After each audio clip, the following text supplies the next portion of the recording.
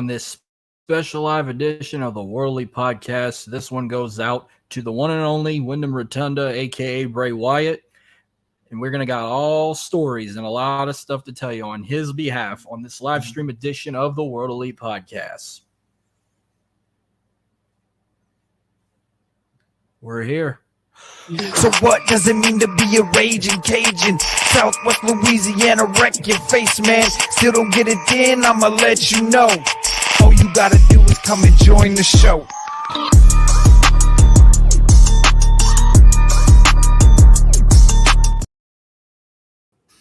Well, hello again, everyone. We are the highest tier pod, your weekly unfiltered wrestling and entertainment. Welcome to the World Elite Podcast. We are free and available wherever you get your podcasts, and we're on YouTube as well. Of course, I'm Marcus. He's Dylan. I know it's been a week we didn't expect, but how have you been hanging up? How's your week been so far, overall? Yeah, so far so good. I mean, the week's been pretty good. Honestly, probably the nicest weather we've gotten in the longest time. Probably, we're not suffering with the heat and anything like that. So I'm not complaining with that. But as far as the wrestling side of me, things are okay. It's been exactly a week since what we're talking about tonight, and it's an uneasy feeling still. It doesn't feel and it still doesn't feel real. Someone who I've followed since he joined the main roster. I followed his whole career, and it just feels weird, man. But yeah, very excited on who we have on tonight. She shared a lot of cool stuff on social media, and thanks to Isaac, by the way. Isaac, former guest at a show, he's the one who actually recommended this guest. So just very excited who we have on tonight. Yeah, she goes by the name of Jody. I thought Isaac was the biggest Bray Wyatt fan. I second that. This young lady, as soon as we sent her the invite, I'm telling you, I had over 20 notifications of different videos and pictures of and conversations they had. So please welcome, making her worldly debut, Jody. How you doing tonight? I'm doing okay, considering it's been a rough week, trying to let everything kind of settle in. I've been in contact with his family a little bit, and they're just as shocked as everybody else, and they're having a tough time, especially JoJo. But yeah, I mean, you make the best of what you can, and that's what he would want.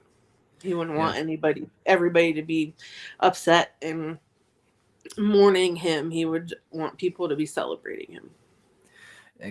So we're going to do that just today. We're hurt together, and we're going to heal together, celebrating his life, like I mentioned in the tweet. The comments are already flowing in. Hello, Diana, Tim King tuning in, Thomas Ray Ellenberg, and of course, Justin from the In Time Wrestling Podcast. Even Jordan is just tuning in as well. Of course, he unfortunately will not be with us today.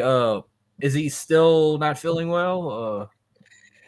He actually had a tooth pulled yesterday. So I actually had it done about a month and a half ago, and I can understand the pain. So yeah, he's gonna be sitting out, but he'll be back next week. Yeah, we were supposed to have a fourth guest today. This is a good question I would like to bring up. Might as well let's bring it up right now. Alex Pyrrhus said, if Bray Wyatt gets inducted in the Hall of Fame, who inducts him and who accepts the Hall of Fame ring on his behalf? I'll answer that one first. I'm pretty sure JoJo should accept it. His fiance, because they were engaged. I don't know how long they were planning on until they were getting married. Whenever I was reading his rest of his bio, it said that they were engaged, which I thought they were already married. But my question about that was, should they do like Eddie? Should they just induct him as soon as the next induction comes, or should we wait a couple of years? I think she should go in straight away. Yeah, I think so too. I think it would be a good time for a good moment for the family to have. Obviously, with JoJo, they were planning on getting married in December, by the way. And maybe have his kids there too. He's got 4 beautiful children. His brother, his dad, his mom, his sister just had a baby. He just became an uncle. So I think you're right. I think JoJo should accept it on his behalf, maybe with his family. I could see them having his dad do it though. Present it, induct it, and then present the induction to JoJo. Yeah, I mean, they could do just a few ideas. They could do him plus Bo Dallas, his brother, have it. Or, if they want to just maybe do maybe Eric and Braun Strowman together, and the whole family accept it on his behalf, but JoJo does all the talking.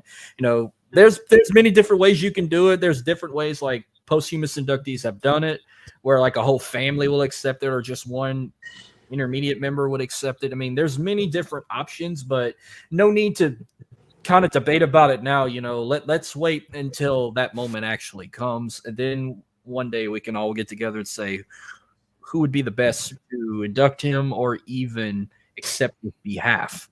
But meanwhile, unfortunately, we were supposed to have a fourth guest, our good old buddy, probably the greatest ring announcer to come out of Louisiana. Bryce Boudreaux was supposed to attend today. Unfortunately, early this morning, he messages Dylan and I and said he couldn't make it. I think he's got a wrestling event he's calling.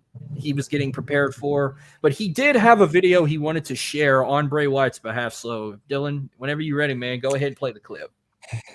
Unfortunately, I don't have the video. He said the file was too large to send. So, oh man, yeah, kind of. Oh no, man! Yeah, if I'd have known that, I wouldn't. If I'd have known that, I wouldn't have announced that. Yeah, sorry to be the buzzkill on that one. Yeah, I forgot to mention it before we got on. That's my fault. Well, maybe we could post it on Twitter. I mean, if it's Yeah. that large, we should be able to post it on Twitter. We'll see if they're going in. And we got comments flowing in already. But yeah. So I guess we can go ahead. I narrowed down a few set of questions for you guys to kind of just talk on his behalf and hear different stories and whatnot. So how we'll do it is I'll bring up some questions and we'll start with Jody, and then we'll go with Dylan, and then I'll close out with each question. So of how many? I mean, we've seen him quite often. I mean, maybe some of us have seen him more than once, maybe a little bit more than that, but if you can remember from the top of your head, what was the first time you saw Bray Wyatt himself, or if he was in another gimmick, wrestle? What was the first match you saw him wrestle in, and what was the last match you ever saw him wrestle in? First match I ever saw him in was the Ultimate Deletion with Matt Hardy. I'm that new to wrestling. That was actually the first wrestling match I ever watched. So that was the first time that I ever saw him. And the last time, obviously, being the Pitch Black match. I've seen some dark matches, that people have posted on social media and stuff. But yeah, I fell in love with him during that Cult Leader Bray era, and haven't got off the train since. I won't ever get off it. So my first live match I've seen of Bray, I'm trying to remember what month it was. It was in 2013. It was against the Primetime Players. It was my first time seeing the Wyatt family. For one, when I first seen the vignettes of the Wyatt family, that's when I was instantly in. Like, I was locked in with the Wyatt family. It's something about them. I don't know. Something about them just brought me in. And the last time I seen him was, luckily I was able to see this character before the pandemic started, but it was The Fiend versus Daniel Bryan at the Royal Rumble in Houston. It was my last time seeing him live, and like I said, luckily I was able to see that Fiend character before just everything happened. I saw a dark match with him and Daniel Bryan, and it was fantastic. It was when The Fiend had the Universal Championship, and it was a dark match with Daniel Bryan, and it was fantastic. It was just them, and the chemistry that they had in the ring was insane. So, crazy story for me. Before I say the first match I saw him wrestle, the first time I ever saw the man Windham, he was Husky Harris. When remember when NXT used to be a competition show with the rookies and the pros? That was the first time I saw him in 2010, and he didn't have a match. They did that competition where they did like events around the ring, like doing high jumps or rolling or picking up a keg and crossing the finish line, stuff like that. That was the first time I saw the man Windham in person. But the first time I saw him wrestle, TLC 2013, I was there in Houston, where it was the Wyatts versus Daniel Bryan in a handicap match. And I was actually picking Daniel Bryan to win, but I said I wouldn't be mad if Bray and them win the match, which they did. But that was only my second time seeing him, but it was my first time seeing Harper and Rowan, seeing that entrance for the first time. And the last time I saw him wrestle in person, I was at the Royal Rumble this year for the Mountain Dew Pitch Black match. I actually have a video I'm going to share later if we don't get in trouble for it, because I recorded it from my phone, but I was in the crowd. I was one of 50,000 fireflies recording his entrance to the ring in that long walk to go wrestle LA Knight. So blessed to say I was there for his last match. Yeah, I think the last match I saw in person, I don't even remember when it was. It was in Cincinnati somewhere, I think. And it was still when he was doing the Firefly Funhouse. All right.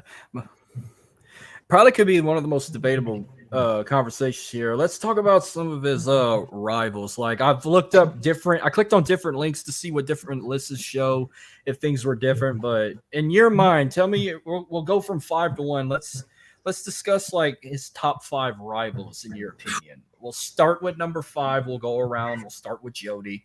What would you rank his top 5 rivals, starting with number 5? Oh man. I'm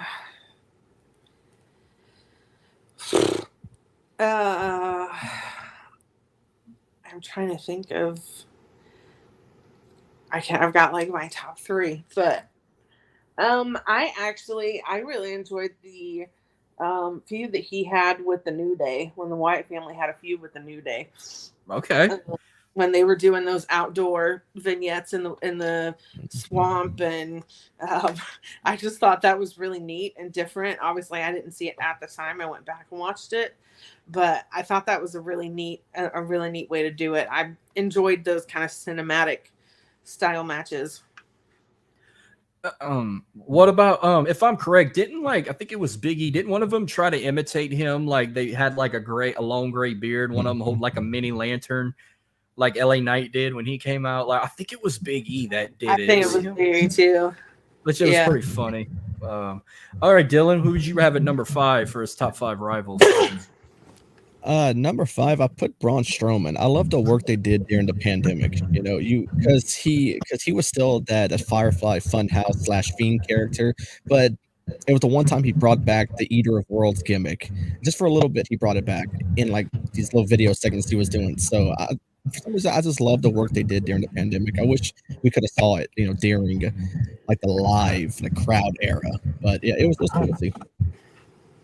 So at number 5, I put Matt Hardy. Just the matchup at the Hardy compound, which when I watched his compound match with what did they call it? What was the name of that match? The Ultimate Deletion. When I saw the one he did with Jeff, I thought it was a complete dumpster fire, and then I didn't have any faith that this was going to work out, but I thought Bray and Matt Hardy's match at the Hardy compound, their cinematic match, was way better than the one he did with his own brother. Like Bray made it special. Mm-hmm. And then they were a tag team at one point. They won the Raw tag team titles together. I think it was in Saudi Arabia. They won the titles together. The Deleter of Worlds, yeah.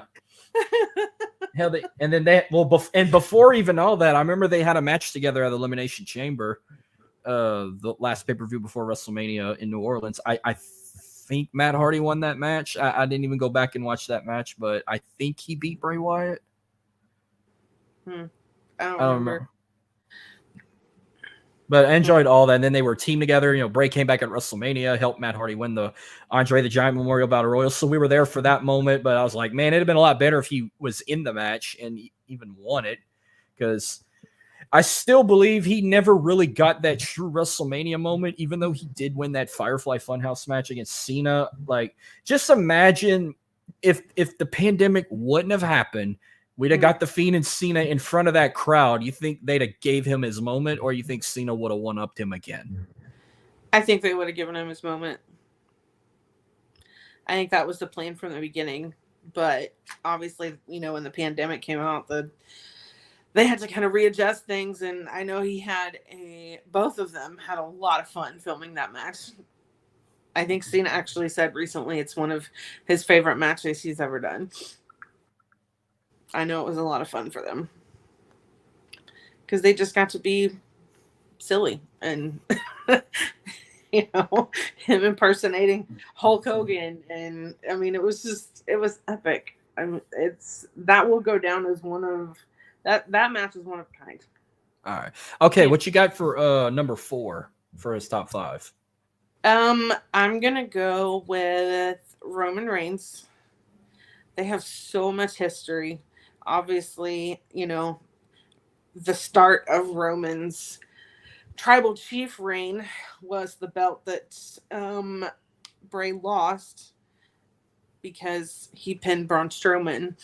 And that kind of started this epic bloodline story with the tribal chief. And they just have so much history with each other. Every single time they fought each other, it was such a good match. And, nobody but you, or anybody but you, Roman. Anybody but you. All right, Dylan. Number 4, I put Kane. It was his first actual rival when they debuted. Yeah. And that Ring of Fire. Yeah, I wonder what made them change the name. Like, it was called Inferno Match over the years, but then they decided to call it Ring of Fire. But but it was a nice way to debut him, like debut that character of his that we all grew and loved so much. I know we were talking about this when we were doing our small tribute show. We're doing a big one in a couple weeks, but I didn't know if that match was in Nashville, and that may have been why they call it the Ring of Fire match and honor Johnny Cash. I know that obviously Kane is now the governor of Tennessee. Knox County. So, I don't know if that's why they changed the name for Johnny Cash, or I don't know. We just kind of threw that out there. Yeah. Well, he's the mayor of Knox County, and SummerSlam. I thought the match happened in L.A., but because that's where SummerSlam was that year, it was in Los Angeles because that's when they did that long stretch of hosting it in LA from 2009 to 2014. But so I agree with you. My number 4 is also Roman Reigns. But one match I'll always remember, and it is that Hell in a Cell he did with Roman in 2015. Yeah, that one. It was his first Hell in a Cell. By the way, he's been in a couple. That's probably the only Hell in a Cell match I approved he was in because I don't know what they were thinking having the Fiend end in a what was it? They stopping a Hell in a Cell match because Seth was decimating him. I don't know. I when you go back and listen, it made it better listening to it with the commentary. I think the commentators did a very good job of selling it. I was okay with it. Until the ending, yeah. I was okay with it. I thought it was a decent match until then, but I don't know. I think he was only ever angry about one match. Alrighty. Okay, number 3. I'm gonna go with Matt Hardy. I thought about doing that for my number 1 just because I know both of them, and that was the first match that I ever saw was them together. But I've got a couple that I think are more vital to his career. But I love him and Matt Hardy together. Obviously, they were great friends in real life, and it was so much fun watching them together. And I think it's because they had that connection with each other. But I thought him and Matt Hardy they were great together.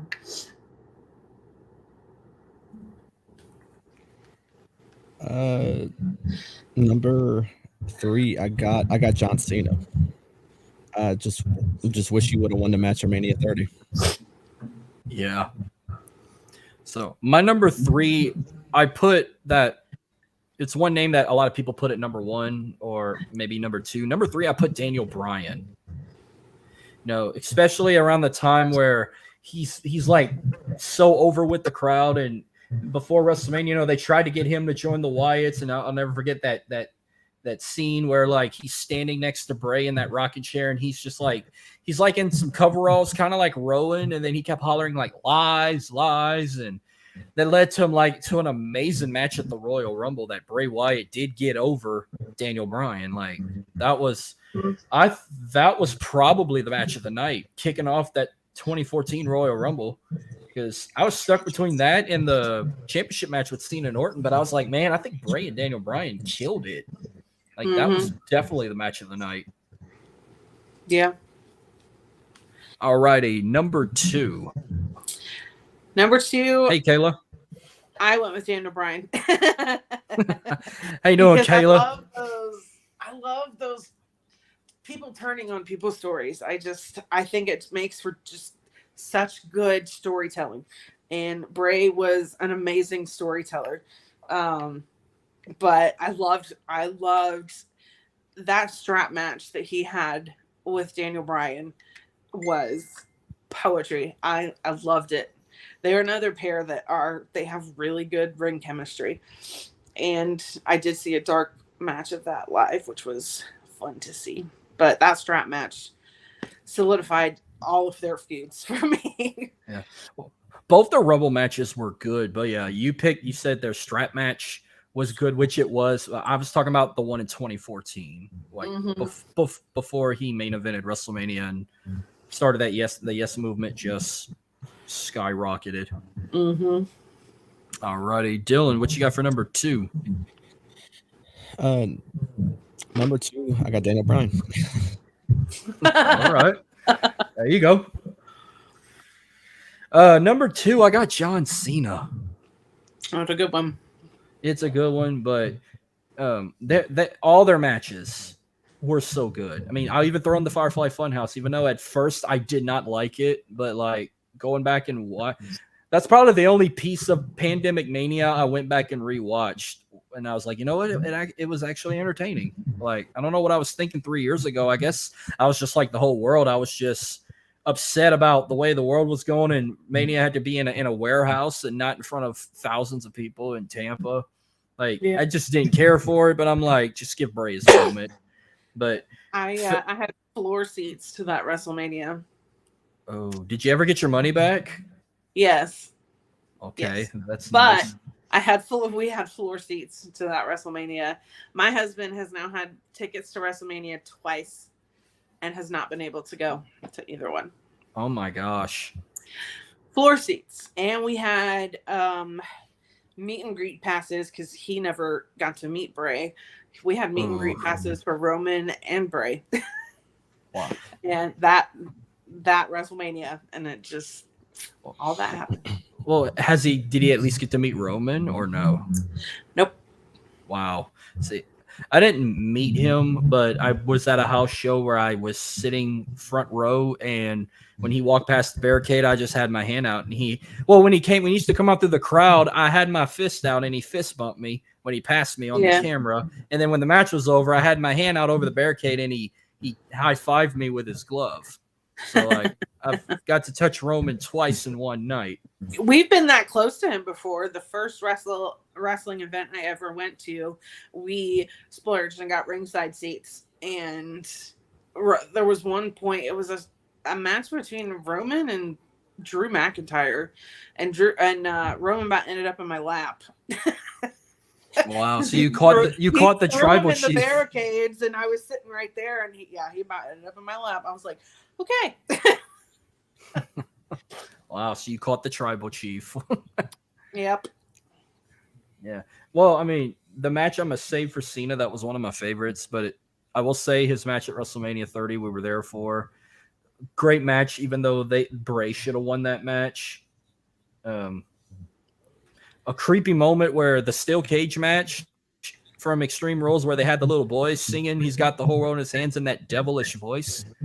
Yeah. And Cena's like about to have a nightmare, and then you see Bray just laughing in the background, like ha ha ha ha. Like, when I saw that moment, I lost it. I laughed so hard because if you ever watch it, just look at Bray in the background. It's like ha ha ha ha, and then he caught him and hit him with the Sister Abigail, and then just gently walked out, took big steps out the cage, and then he looked at that little boy and he just pet him like a little dog, and he just smiled at him. Big cheesing. That's who he was. So let's see if we got different number ones here, because I've seen different ones on different lists. What's, in your opinion, Bray Wyatt's greatest rival of all time? Randy Orton.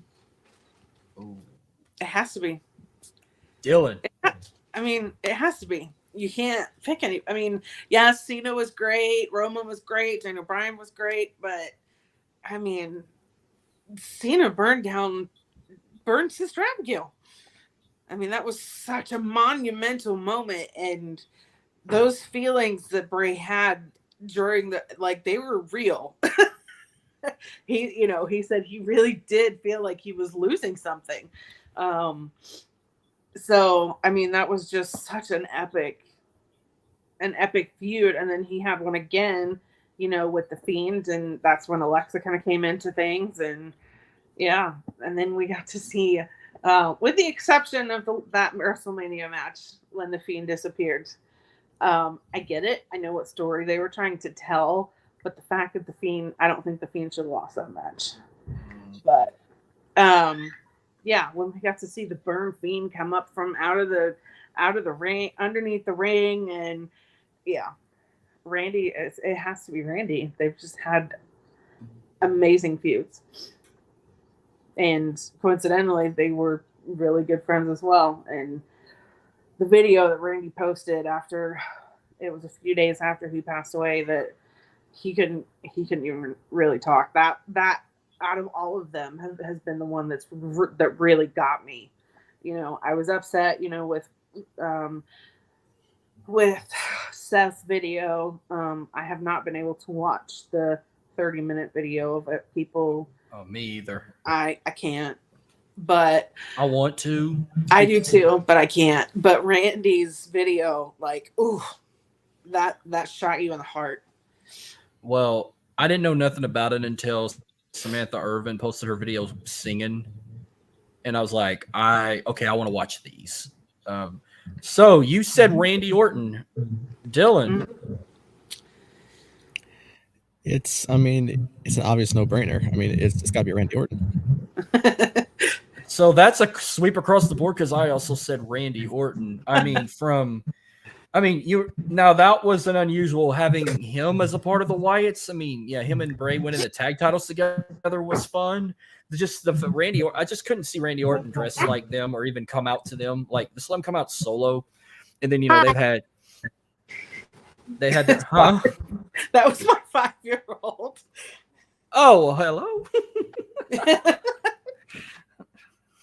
Well, okay, so match at WrestleMania, the first match at WrestleMania was great. Even the fact that they had the damn ring light up like a video with the bugs and everything, that was kind of like a holy shit moment. But like, see, another one that Bray should have won. Like, Bray should have retained against Randy Orton, but I see why they did it. The House of Horror match they did at Payback was probably one of maybe a couple of cinematic matches he ever done that I actually enjoyed. Like, yeah, I didn't think it was that bad. But man, what now I don't know what they had it called, but the match with the Fiend and Randy Orton at TLC 2020, where you got to set your opponent on fire. I don't know what was the name of that match. They had a different name for it. Yeah. I don't know, remember. Just the fact that he had Orton in the mandible claw and Orton just pushed him in the fire, and then he just took in charge like Freddy Krueger or something in a horror movie while Firefly Inferno match. Thank you. Right there. Thank you, Alexa Bliss Gamer 80809. Firefly Inferno match. Yeah, that was one of the best shots a cameraman ever took, where he's just got the mandible claw on Orton while his leather jacket's on fire. Like, that was an unbelievable shot. And then the fact where, good thing there were no fans around. It's just the way how it ended, where Orton just lit the Fiend on fire like that. There's no way they could have did a stunt double like that in front of a live crowd. They probably would have went old school, probably put him in a casket and set him on fire if they wanted to do something like that. But the fact it happened with no fans kind of made it more realistic. Mm-hmm. But he got hurt in that match, actually. You can't be set on fire and not sustain some burns. Alrighty. Yeah, right. He did get some burns from that match. Yeah. But it was very, very entertaining. That's probably maybe my favorite match of Orton and Bray was the Firefly Inferno. It was a good one. But this leads to I said top 5 moments because they did reveal a list of some of his like favorite moments. So do you have like, I don't know, this one you could kind of just name off the top of your head. We're not going to go across the board. Just name 5 off the top of your head you could think of his top 5 favorites. The first time I ever saw him at the Ultimate Deletion match. Okay. You have any more? Um,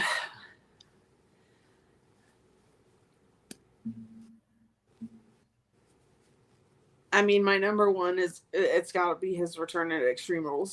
That was just epic on so many levels. I've got to put when the Burn Fiend came back on a moment. Firefly Funhouse debut, the Firefly Funhouse returning. There's so many, and if we're looking outside of like wrestling matches, you know, my best moment, I guess, would have to be the first time I met him. There you go. Right go before ahead, Dylan. COVID. Oh, okay. So you got to meet him before it shut down. It was January 2020.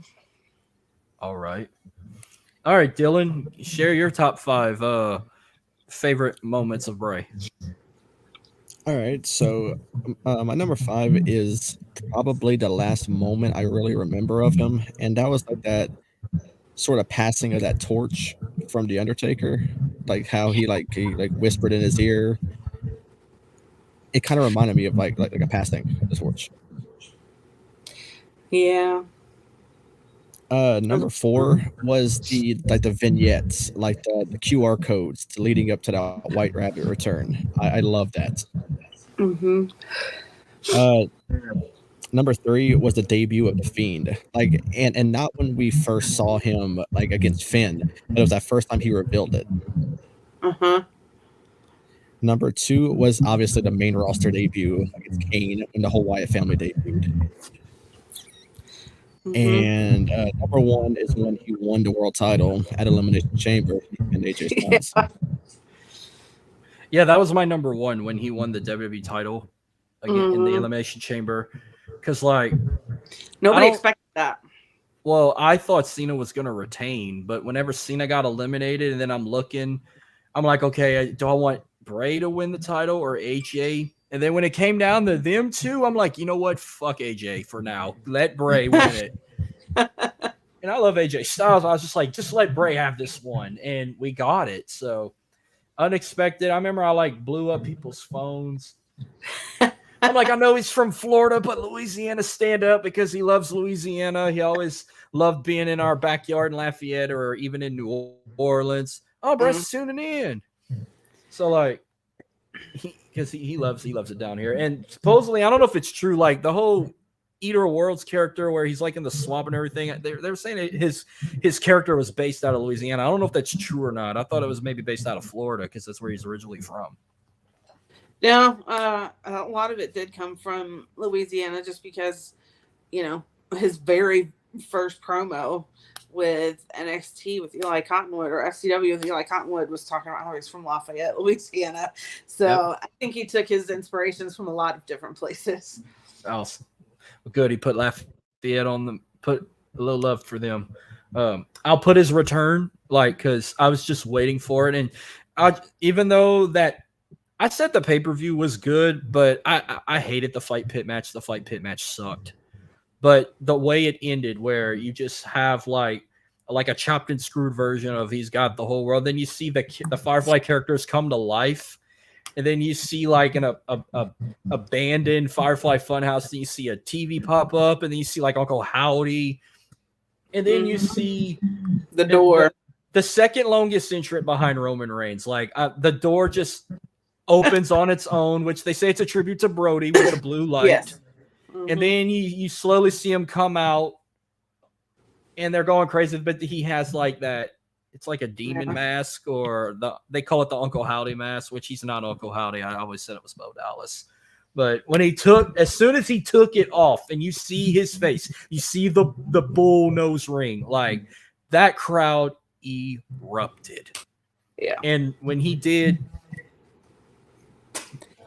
don't laugh. I bought it at Dollar General, but I needed something to pay tribute to him. But he's got his lantern, and he did his signature "We're here." And as soon as he blew it, you saw the Hawkmoth logo, and everybody's blown up. Oh my God, Wyatt 6, Windham 6. I'm like, it must have been something he did in the past, but I'm all in for it. By the way, this is an electric lantern. What I wanted to do was there's a button I can push. Like I could have been like. Like, yeah, I pushed the button at the bottom, but that's what he used to do. There was always a button on the bottom. Fun fact. I was trying to find one where I can actually put my phone in because I didn't know they had electric ones. But this one's a piece of shit because I bought it at the dollar store. Like, I put a fresh new AA battery in it and it was flickering. Like, it didn't want to work. And I'm like, you better light your ass up when I go live. This is for Windham.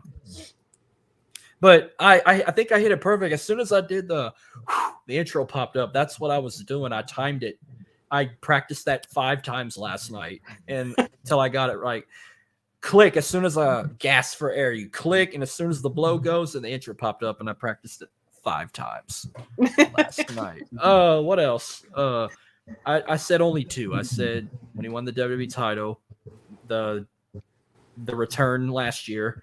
I'm gonna say the debut of the Firefly Funhouse because I really, really enjoyed that. Probably a crazy one here. I'm gonna go when he feuded with the Miz when he snuck in his kid's bedroom and he was like talking to what is it, Monroe or what's Mrs. Yeah, it was Monroe. And who was it? Was it Mercy was in the crib with her or something?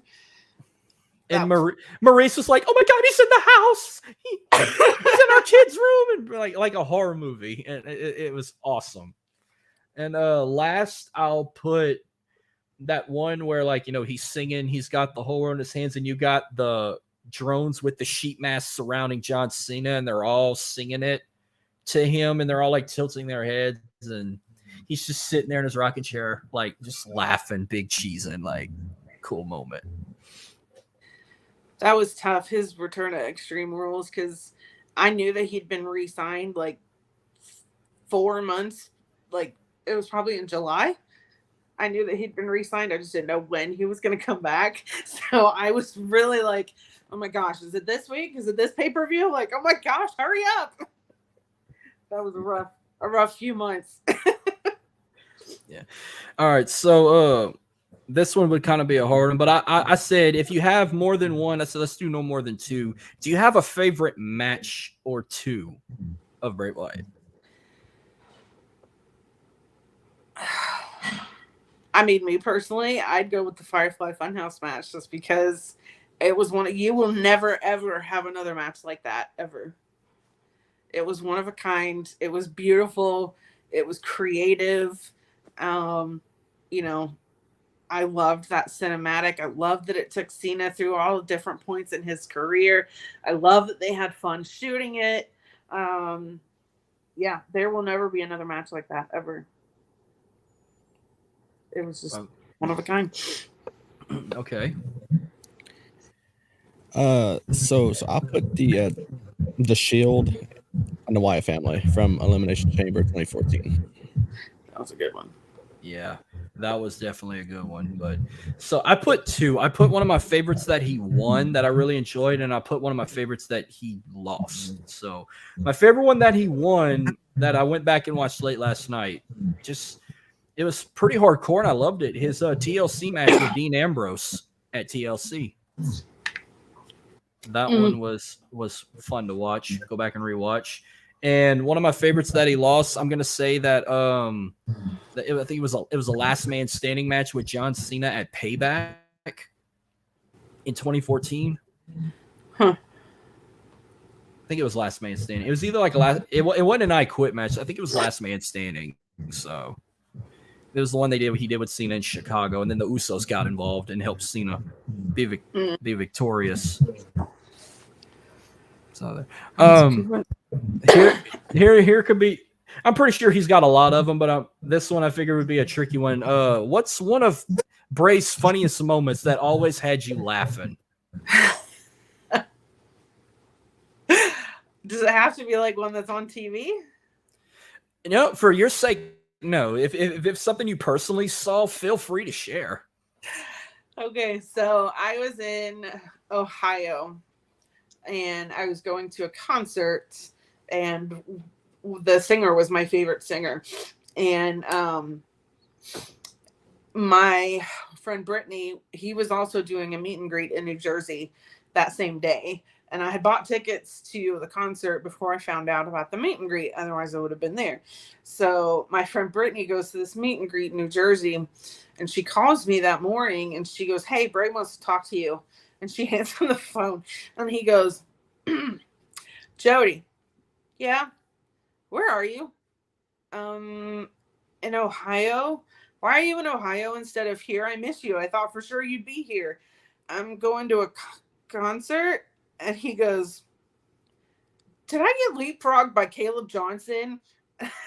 I said, "Shut up. You know you'll always be my number one." He goes, "Not today, apparently." And that "not today, apparently," like it just makes me laugh every time I think about it. So I really don't have a funniest moment. I just any episode of Firefly Funhouse, that guy just had me rolling every time. He was a funny dude. Marcus, you're muted. Oh shit! No, I didn't realize I was muted. No, I was trying to say, how long ago was that? Did that phone call take place when you went to that concert? How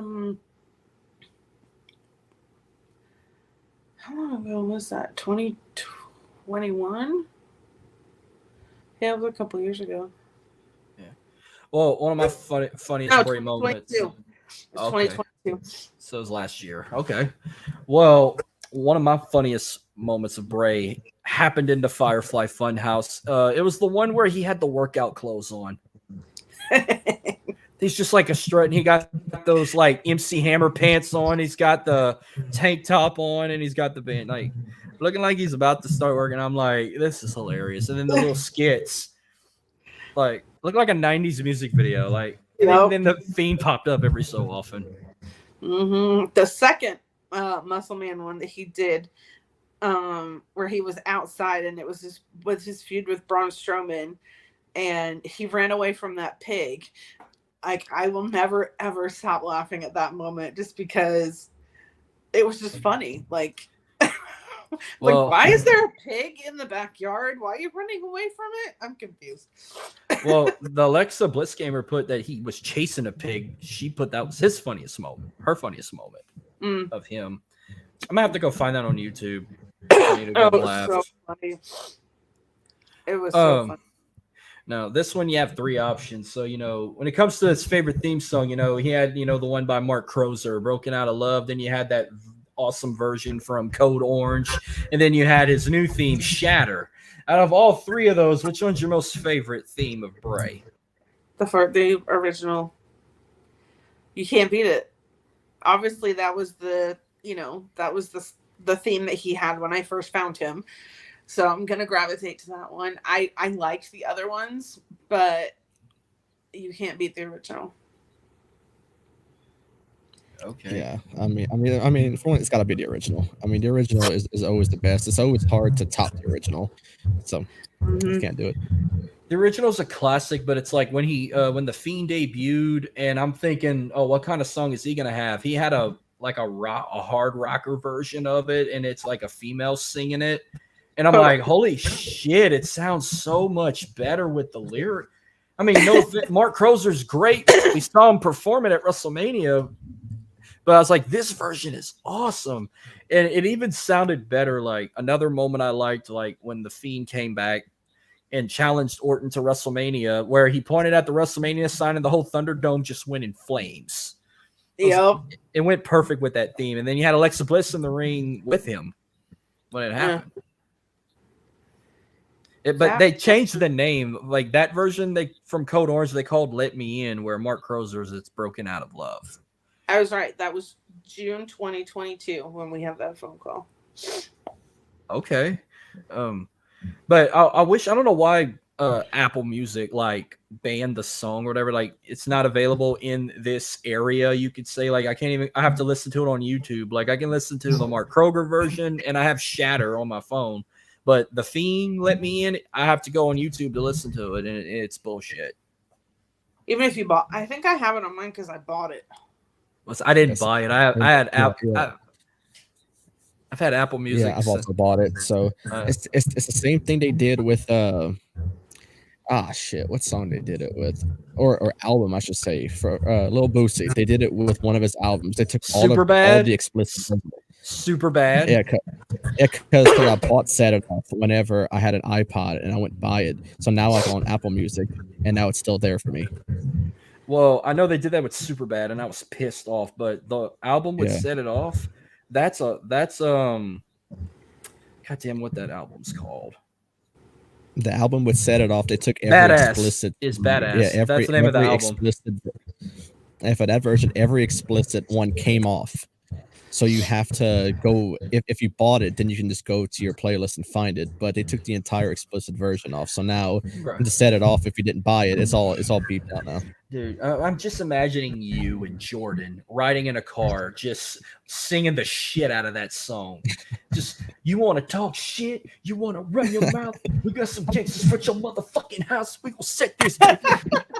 And I can hear Jordan in the background. Fuck, going to jail. Oh man, I sung that in a karaoke bar one time. I had the whole damn place going ape shit, and that was for a bachelor party. Wow. Rebel Heart. Oh yeah, Johnny Gargano's theme. That I don't know what. I hate that new version. I know we're not talking about Johnny Gargano, but that new version of his theme, I hate it. I like the one from NXT. Mm-hmm. This is actually the last question I have of him before I have one list I want to share. But favorite gimmick.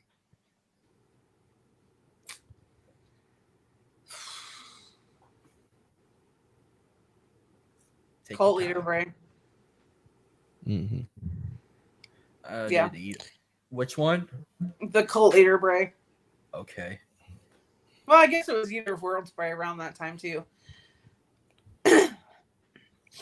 That's mine, Tim. Eater of Worlds. Like, even I can't wear the fedora because my fucking AirPods don't want to Bluetooth to my shit. So I just did it for the beginning. But I mean, it was a tough one. I loved all his gimmicks, but I was like, man, I did enjoy the Eater of Worlds. I especially loved his promos where he's like speaking in riddle or anything like that. And then it made it better when he'd just be like, run, and then it cuts off. Jerk. Mm-hmm. It was great, and I loved, in a way he tied them all together. Like he had that ability to pull them all together for that they all connected. Mm-hmm.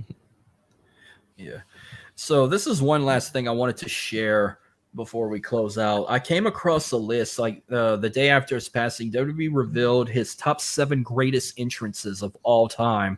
There was probably maybe one on there I might have disagreed on that they should have added a different one, but I was going to go ahead and reveal it to y'all and then tell me what shouldn't have been on there or what they should have added on there. So at number 7, they had his entrance at TLC 2019 where he came out to the Firefly theme.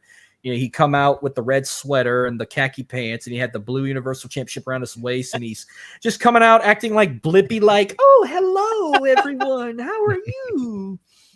And fighting the Miz. Number 6 was his entrance at the Royal Rumble of 2020, where he had his Fiend version of the Universal Championship around his face, and he was carrying the lantern. Dylan was there for that one. Number 5. His entrance at the Royal Rumble for the Mountain Dew Pitch Black match that I was at there for. Number 4 was his entrance. God damn it! I should have pulled it up.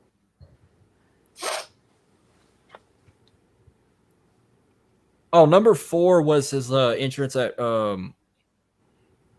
it was Russ. No. Oh, it was the one with WrestleMania 31 with the when he wrestled the Undertaker. That one where it was, even though it was daylight, they had like the zombies come back to life. That cool. One. Number 3 was WrestleMania 33 when he was the WWE champion and they were in an outdoor stadium and the whole Fireflies were flying all over Orlando. That's when he also came out. He had that. I think he had that little apron too. Like I think he had that little butcher apron when he had the WWE Championship too. So number 2 was WrestleMania, his WrestleMania 30 entrance with Mark Croser's band performing, and he came out with Harper and Rowan together in his WrestleMania debut. Number 1 was his the debut of The Fiend at SummerSlam 2019. Yep. So what is there one on that list that shouldn't be on there, or if there's another one that should have been on there? Because I have one they could have took out and replaced with. I mean, I think they were all pretty solid ones. Mm-hmm. Well, I said I would have either taken out the one from WrestleMania 31. It'd have been a lot better if it had been at night, but it was still daylight. I'd have took that one out, or I'd have took the one from TLC 2019. I'd have replaced it with Crown Jewel 2022 when he came out and they had the drones in the sky doing his moth logo. That was amazing. Yeah. Oh yeah, where he came out in the Jack in the Box. Yeah, that was a good one too. I can't believe that he one. He went through that tunnel and like regenerated himself, and then he came out of the box. That was insane. Yeah, like when I saw that big ass Jack in the Box, I'm like, he's gonna pop out. He's gonna jump out like Rey Mysterio. When she was like spinning it. Yeah, when he sucked, when he got out of that box, he just stood there and he sucked all that in. Like, he loved it. It was awesome. But the only thing I did not like about his Fiend character, I didn't like how they had to dim the lights red. Yeah, he didn't like that either. Especially when he had that false count anywhere match with Seth Rollins at Crown Jewel when he won the Universal title. Like, I bet for them people it was hard to find him. That's how I felt with the Rumble. Like after the Mountain Dew Pitch Black match, it was still pitch black whenever they dragged him to the other side of the arena when Uncle Howdy did the damn jump on LA Knight, and Pyro scared the shit out of all of us. Like I didn't expect it. The funniest part was there was a woman walking a row in front of me with a bowl of popcorn, and when that pyro hit, she jumped and threw the popcorn in the air. And it got all over some people. Like one dude got mad. He's like, "I'm telling my tribal chief this." Oh my goodness! Yeah, like, the red lights were really hard to wrestle in. Obviously, with having a mask on too, it made it even harder. Oh yeah. So I figured with the remaining minutes we have left, I know you brought a lot of pictures to share. I think I had maybe one or two. I had a video. I don't even know if the video even was able to make it on here. But let's share some of your photos you have that you share. Since you have the most, we'll go with yours. I don't know where we want to start with. I was gonna let Dylan take control of this one. That was the last picture I ever took with him.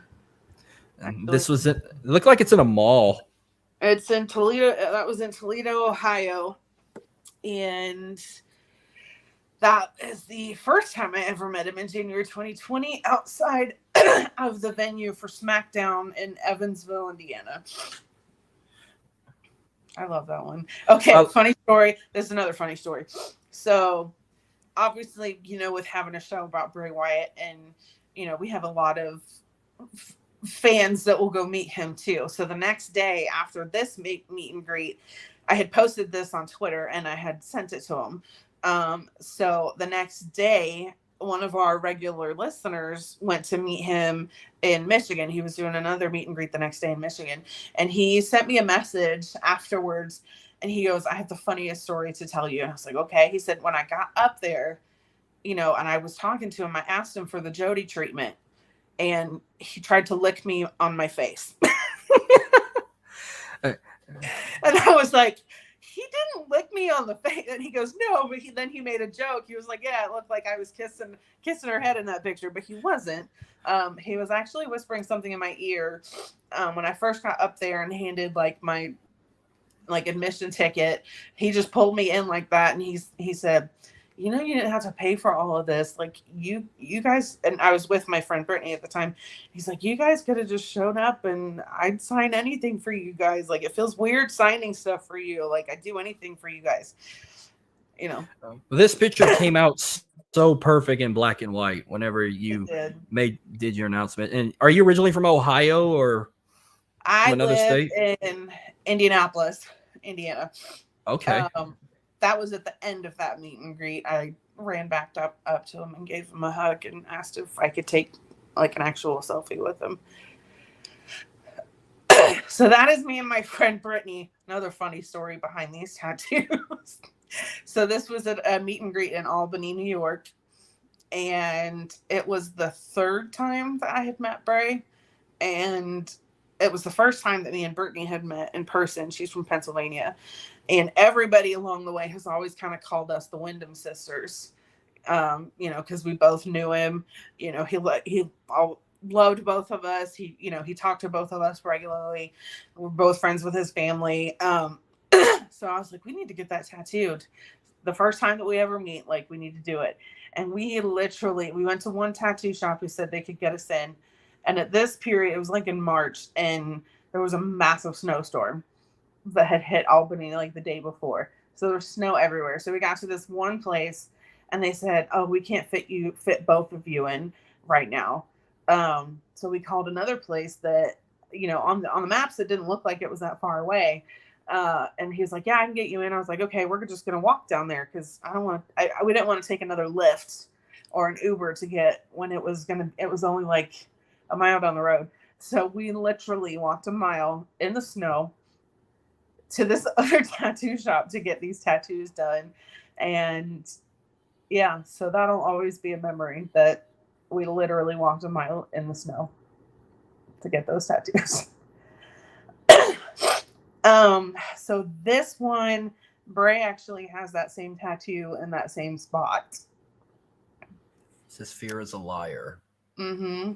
And it's actually a lyric from a very. I love this one. Oh yeah. So Kyle Scarborough, who's obviously he's the guy that drew the concept art for The Fiend, and then it got sent to Jason Baker, Tom Savini. They made the mask, but Kyle Scarborough is a very talented tattoo artist in St. Louis, Missouri. And Bray had gotten a tattoo from him on his hand, the skull that was on his left hand. So I had Kyle on my show when I started doing my weekly show about Bray, and he, out of all the people that were in Bray's inner circle, he's the one that I'm closest with. It's become like an annual tradition now that I will drive out to St. Louis, which is about 4 hours away, every year, like the weekend of my birthday, and he'll do a tattoo for me. So this was the first one that he ever did, which is that, you know, that cross between Funhouse Bray and The Fiend. And he had a piece of art that Bray had signed when he was there, and that's where he took the autograph from. It's very impressive. Yeah. That was the first Bray tattoo I ever got, with the buzzard and the lantern and the wings. Yeah, I see that. His original logo. These are outside on a shelf outside of my bedroom. The last time I went to see Bray, he signed 2 Funko Pops for my stepdaughters. Is that a Santa Claus Fiend Funko Pop right there, like with a Santa hat on? Yes. Like, I've seen the other 2 before. Like, I tried to be a collector of Funko Pops, and that was an epic fail. I was like, what am I doing? So I sold them all because I never had any WWE ones.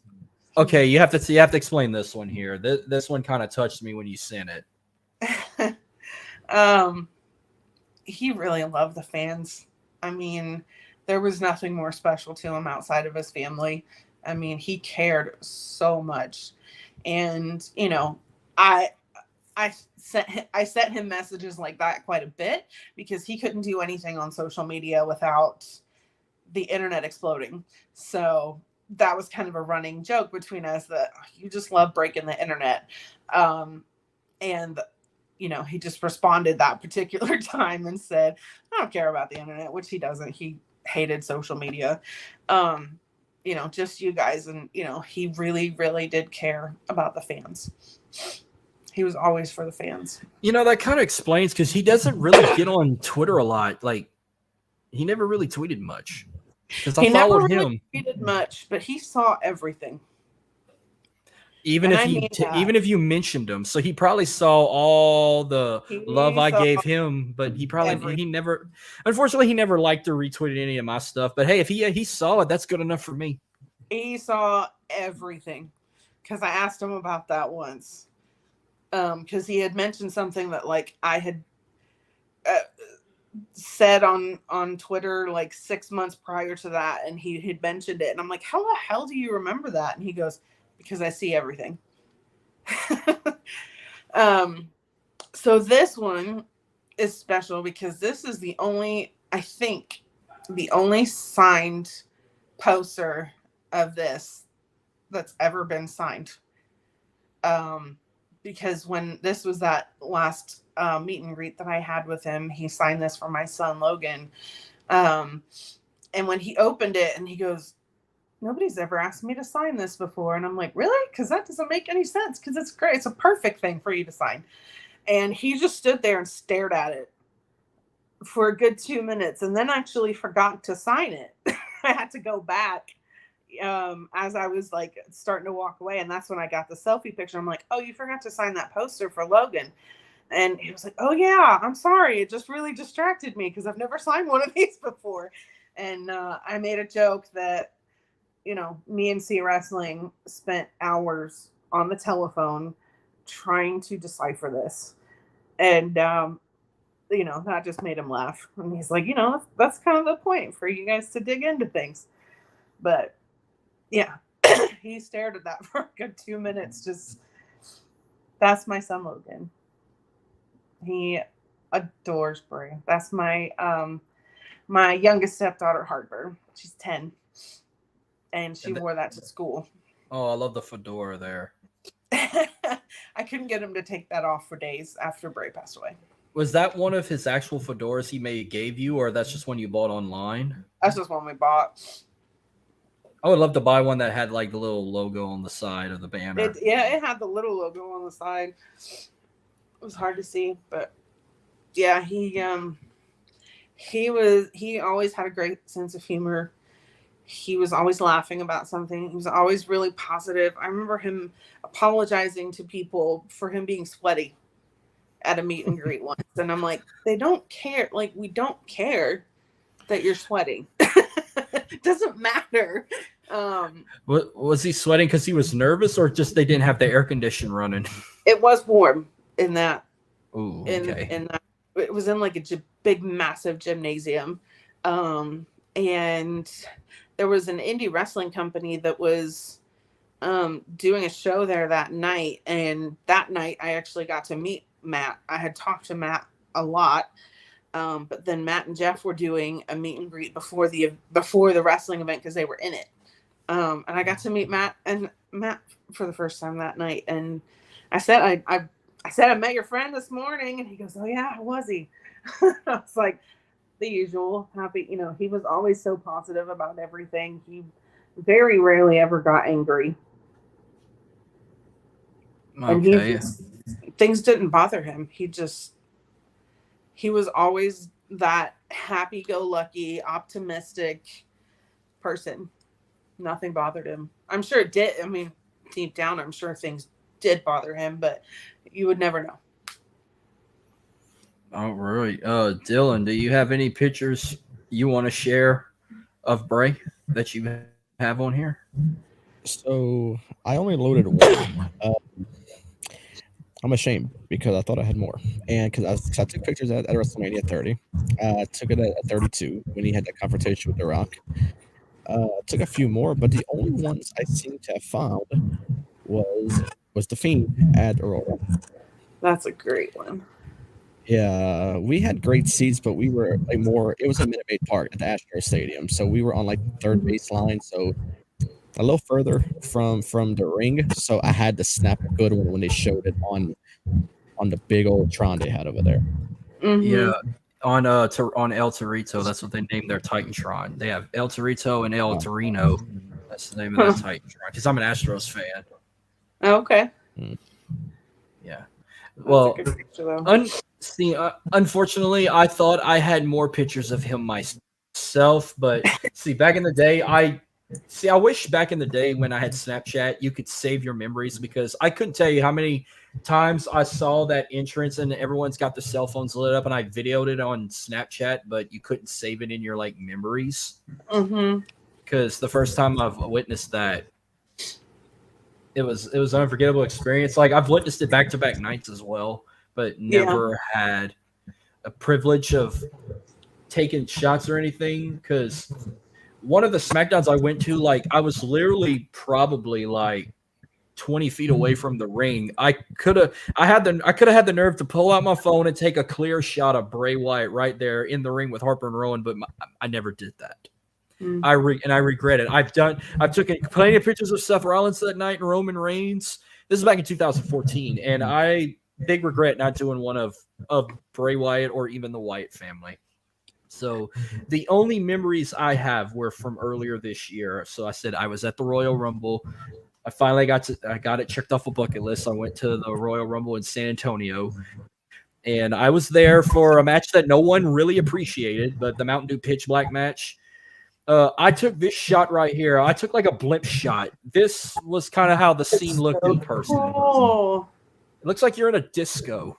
Yeah, that is so cool. Like, as soon as the lights dimmed, everyone was like in a, oh, like, this is awesome. That is so cool. But what they did was, while they were at commercial break or whatever you want to call it, they were wrapping the ring ropes with like, not like visqueen, like anything whitish that can like reflect under a black light. Yeah. Like, because that's basically what it was. They were lighting up black lights around the arena, and like they put some like special, they covered the ring mats up, they covered the like barricades up, they put some like visqueen around the ring ropes to make it glow in the dark under neon lights. Because like if you wear white under a neon light, it's gonna glow. That's what they did. And then I had this other shot I took. Like, I kind of zoomed in. Like, you can look on the jumbo screen. You see him like holding a LA Knight like in a front face lock, like he's about to suplex him or something. Yeah. That's probably maybe the closest image I have of him. But I have one last bonus to show everyone before we close out. I was able to video one of his entrances with all the Fireflies. So there's like 50, I think it was 58 or 59,000 of us in the Alamo Dome.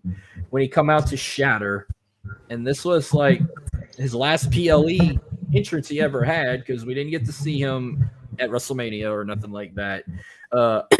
You will hear Shatter in the background, but then you'll hear the crowd kind of roaring a bit too. I pray we don't get in trouble with this one, but here's my last image of Bray Wyatt that I'll live in my head rent free right here.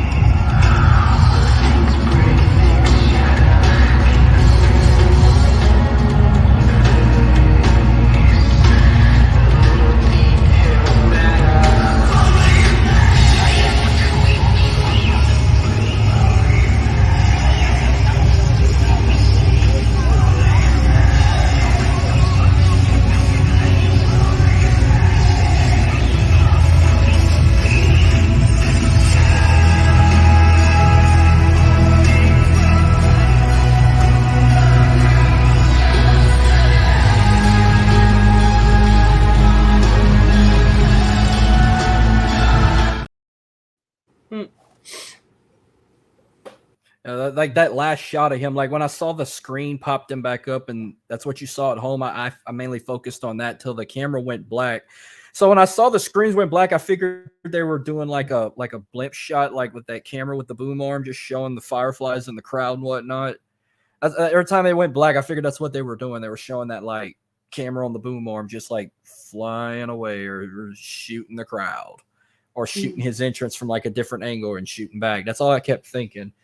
But I still never went back and rewatched that match. But I'm gonna eventually have to sometime soon, because just to see what the fuss was all about. Because I enjoyed it. I mean, I love LA Knight now, but like I loved him there. But I was picking Bray Wyatt because he was his first match back, and he was favored to win, so I picked him, and he wins. And the outcome of that, I liked it. I mean, I think people would wanted it to be a little bit longer, but you have to understand that was Bray's first match back. I mean, he was coming off of, a knee injury, and and that's another one of those matches. Get the ring dust off a little bit. It's another one of those matches, kind of like the Firefly Funhouse. Like, you'll never see that ever again. No. Like, but and it was better than what I expected. I'm just glad the arena wasn't pitch black. Like, I kept thinking, like, they're gonna wrestle with no lights. Like, we're not gonna see nothing. That's all I kept thinking in my head. Like, it's gonna be like no lights. It's pitch black. We're just gonna hear them like mumble. But no, it was like wrestling under black lights. Yeah. And the funniest part was I didn't realize that was an actual drink, Mountain Dew Pitch Black. I thought it was just like, it's just a match in pitch black and Mountain Dew is going to sponsor it. No, it's an actual drink. And I laughed. I'm like, holy crap, it's a drink. And I'm like, why does it look like motor oil? Like, but whenever when I bought it, it was like a dark purple. And I'm like, it's going to be great. Grape flavored. And I'm not a grape guy, but I actually liked it. Like, it's not bad. I like it in a bottle, not a can, though. But that will do it for this tribute show. I figured before we close out how we planned it, where can we find you on social media? And it was an absolute honor having you on and hearing your stories about Bray. But real quick, before we officially close out in a different way, where can we find you on social media? All of the same on Twitter. It's still going to be Twitter forever for me. And Instagram, it's at JodieDebB. So JodieDebB. And that's on Twitter and Instagram. I do have a Facebook, but I try to keep that for close friends and family because I have family that live everywhere. Yeah. And you can find our show. My show is called Abby's Window. It is every Monday at 6 p.m. on the Insiders Pro Wrestling YouTube page. There you go. All right, Dylan. Oh, yeah, you can find me on, for one, I still call it Twitter as well. I can't find myself calling it X. There you go. But it's still me trying to get used to it. Because I put it in our little bottom ticker right there, but I just can't bring it to myself calling it X. So, you can find me on there at DylanAbear_. Now, I'm on Twitter at MarcusLee337. The podcast is on Twitter at World Elite Pod. Subscribe to us on YouTube. Follow us on Facebook, Instagram, Threads if you choose to. But we're free and available wherever you get your podcasts. Subscribe to us on any audio platform from Spotify, Google Pod, Spreaker, iHeartRadio. Thank you to our proud sponsor, 80s Tees. Go to 80stees.com. Use our promo code World Elite to get 30% off of your order.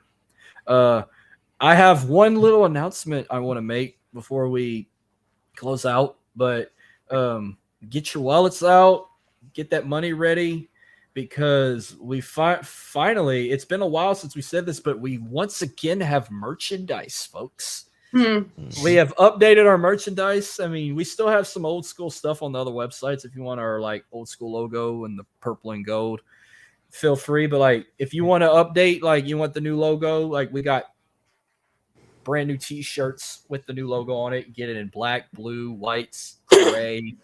Get it a different color. We still got coffee mugs. We got like new interesting stuff now. We now got like drawstring bags. We've got mouse pads, to name a few. And when I mean anything and everything, you can get our logo on a fucking skateboard. We now have skateboards with our logos on it. So if Darby Allin's a fan of our show, he should support us and get a skateboard with our logo on it. There you go. If you're going to do that, please whack the crap out of Jeff Jarrett and his wife with it. Yeah, but I didn't even intend to look at what else we had. I even saw like handbags and stuff with our logo on it. I'm pretty sure. Oh, they got masks still. Like if you're still wearing masks or have COVID, they got masks or the face shields with our logo on it. What else they got? Like I'm sure they got pop sockets too. I saw they had pop sockets with our logo on it. Buttons, hoodies. Of course, they got the hoodies. I think they're sweatpants now. Like I saw all different kind of stuff on this website, but I don't even remember what the website is. So I said the link was in our description of the video. I'm gonna go add it after the video's over because I was doing last minute things for the stream and I did not go put it. So once the stream ends, give me about 5-10 minutes to charge my phone back up because it died during the show. So I'm gonna go put it in the description after the video's over. So give me about 5-10 minutes. It will be there to go buy whatever you need. All right. Now, before we close out, we'll start with Jody, then we'll go Dylan and I. I'll let you say any last words on Bray's behalf. Anything you want to say to him or about him as a final goodbye. I just want to let everybody know that he really loved you guys. He loved all the fans and gave his entire heart to the fans. He was all about the fans. He loved every single one of us. And we will enjoy keeping that legacy going. It's going to hurt for a little while, but like I said, he would want us to celebrate his life and remember all the funny moments and, him saying things like, not today, apparently. So just try to stay positive. Think about the fun memories and the funny memories and the great memories, because he wouldn't want people to be sad and mourning over him. He'd want people to be celebrating him. Yeah, although I wasn't able to ever meet Bray, he seemed like an absolute character to be around. He seemed like just the most nicest guy ever. And I've seen fan videos. I've just seen videos and people talking about him in general. And I don't think I've ever seen anybody say anything bad about him. Like he's one of the very few people that, like, even when he was alive, people would never say nothing bad about him because he seemed like just the nicest guy ever. And he's just someone who actually made me start loving wrestling again, from his creative mind. He was such a creative genius.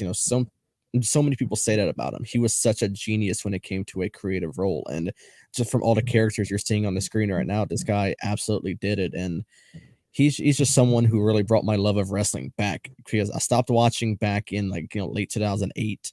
And when I got back into it is around whenever him and the Wyatt family debuted, and just that alone just really brought my love back. And I just followed his career, and when he went away after he got released after WrestleMania, that was a tough time because he's someone I really enjoyed watching. And of course, the rumors were sparking, Wyndham's going to AEW, and I'm like, there's no way, if he's going anywhere, this guy's coming back to WWE, because that is his family. And for one, not saying that he doesn't get along with people and other promotions, it's just I just couldn't see him going anywhere else. So when he came back at Extreme Rules, I jumped right off my couch when he came back because I was so excited when he came back. But he just brought my love for pro wrestling back. Actually. Yeah, we were live when that happened, and I mean, every single one of us were just like, "Oh my!" I think I screamed 5 or 6 times. And Tazzy, who was on the stream with us, actually broke his green screen jumping up and down. Wow.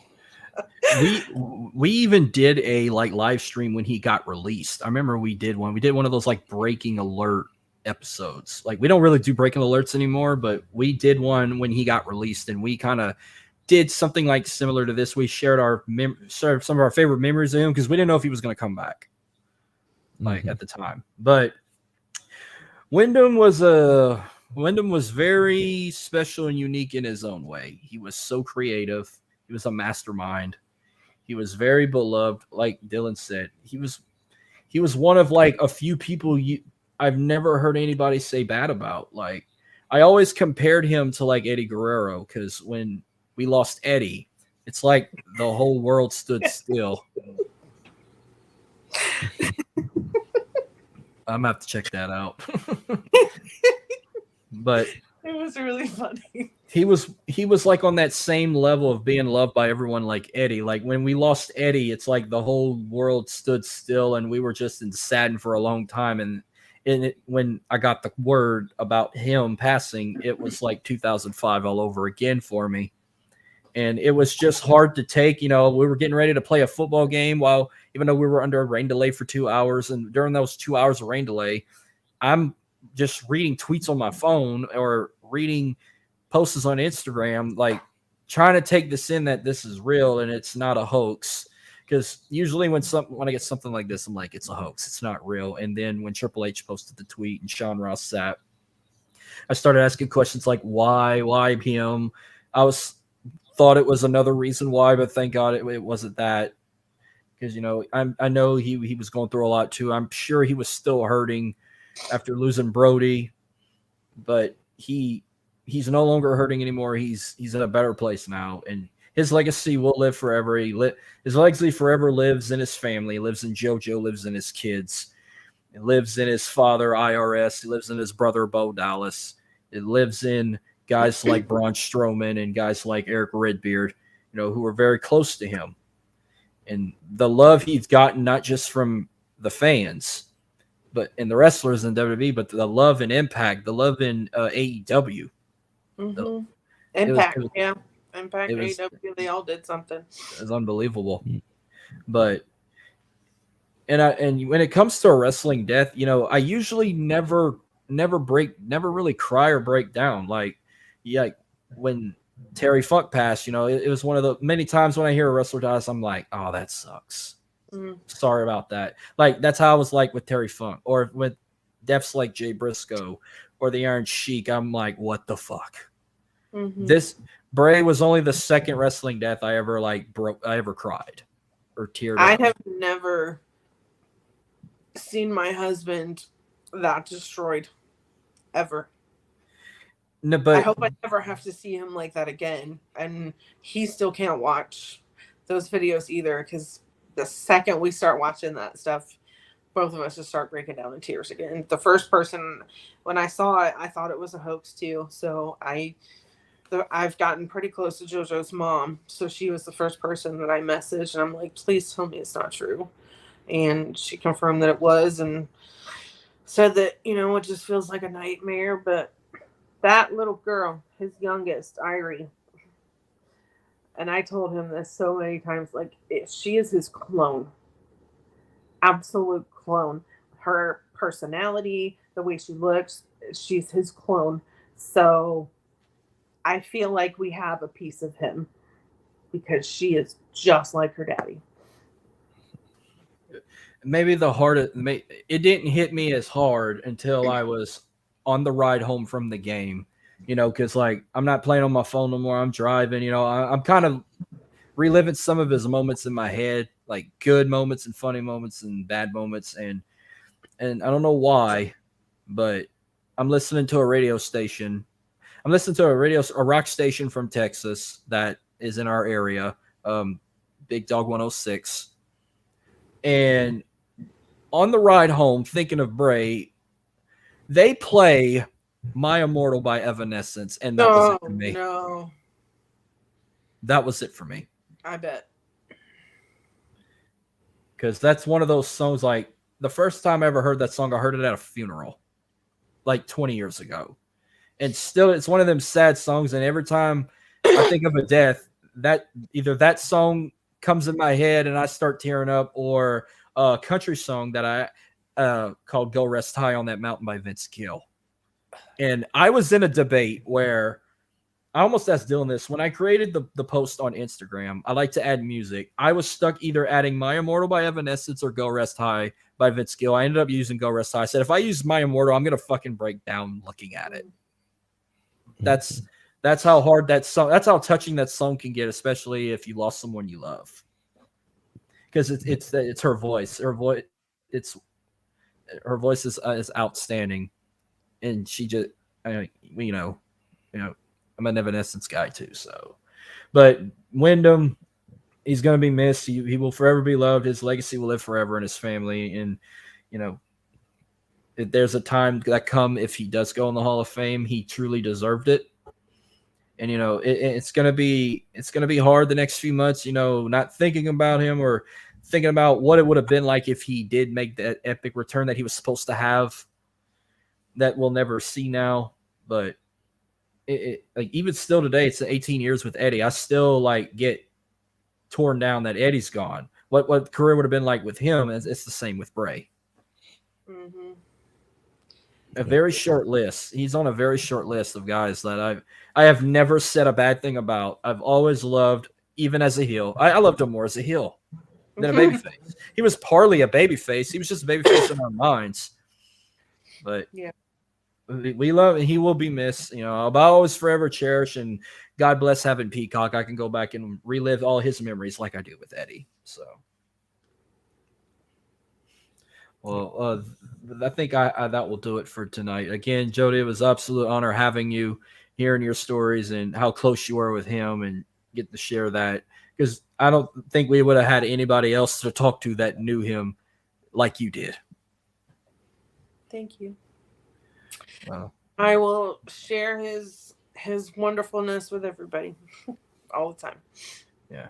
But on behalf of me, hope you guys enjoy the end of summer finally coming. It's Labor Day weekend. We got a good bit of wrestling next week. We got 2 pay-per-views coming up. Payback on Saturday, All Out on Sunday. Since this happened, we decided we canceled our prediction shows that we had, and we did this instead. But we will post our predictions for the shows. Saturday morning, Dylan will have a graphic posted on myself, Jordan, and Dylan's predictions for Payback, because I think they might add maybe another on SmackDown. We want to be safe on the air and there. And then Sunday morning, we will have our posts up, predictions for All Out, because there's most likely still going to add matches on Collision and Rampage if you guys, they're going to do that. But again, this one was a hard one to do, but I'm glad we did it. I'm proud that I did it. I'm going to go back and watch it throughout times come, especially on days like when we miss Bray. I'm going to go back and reminisce this. I might have to go back and watch the live stream we did when they released him to kind of compare it. But this one was a special one. I can't wait to hear people's thoughts on it, and hearing from you, everything. But that will do it. As always, thank you again, Jody. You're always more than welcome to come back on the show anytime. If you ever want to come on for a prediction, show, a fallout, or even a topic. Dylan, I'll see you. I'll probably see you maybe next week. Do another live stream next week. We'll go back to our normal routine. Hopefully Jordan will be back. That tooth will be, well, I mean, he probably got the tooth pulled, but he'll be healed, ready to go. But thank you for everyone tuning in. We had quite a bit at the start. I can't wait to see the total numbers. This is over. But rest in peace, Windham Rotunda, aka Bray Wyatt. We send our condolences to his family and all his fans from around the world. We dedicated this one to you guys. We will heal together. But thank you for tuning in, and we'll see you guys next week on another live stream on Thursday. Thank y'all, and y'all have a good one. Eyes like they're hypnotized, waiting for the end.